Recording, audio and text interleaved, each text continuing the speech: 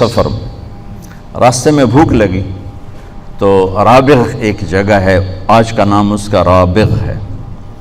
وہاں ایک خیمہ ملا، وہاں ایک بڑھیا بیٹھی تھی، تو اس سے کہا ماں جی ہم مسافر ہیں، کچھ کھانا مل جائے گا، ہم پیسے دیں گے۔ انہوں نے کہا بیٹا کھانا کہاں سے آیا، قحط کا زمانہ ہے، تو ہم تو مہمانوں سے پیسے نہیں لیتے، لیکن ہمارے پاس کچھ ہے ہی نہیں کھلانے کے لیے۔ تو آپ نے فرمایا یہ جو بکری کھڑی ہے اس کا میں دودھ نکال لوں؟ وہ کہنے لگی اس بکری میں تو جان ہی کوئی نہیں، صرف ماس، صرف وہ ہڈی اور کھال ہے، گوشت ہے ہی کوئی نہیں، اور یہ بیمار تھی لہذا یہ چرنے بھی نہیں گئی، تو کہاں سے دودھ نکالو گے؟ کہا اجازت دے دیں اگلا میرا کام کا تو کر لو۔ تو اب چونکہ عرب کی زلزلہ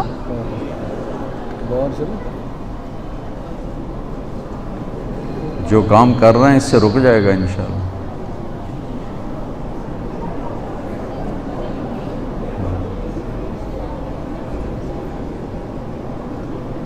لا الہ الا انت سبحانک انی کنت من الظالمین۔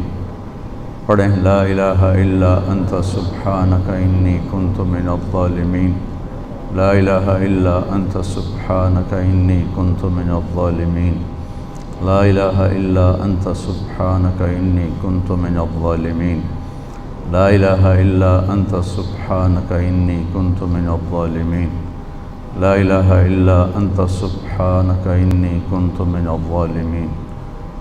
رک گئے؟